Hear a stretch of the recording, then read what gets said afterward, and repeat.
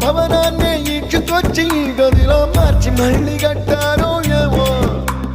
మాయజాలము తెలుసు మంత్రగారడి తెలుసు రెంటి కన్న ఇది ఇంకోటేమో నీలాకాశం నేలాకొస్తే ఇట్టాగే ఉంటాదో ఏమో ఈ సంతోషం దాచాలంటే హృదయాలు ఓ వంద కావాలి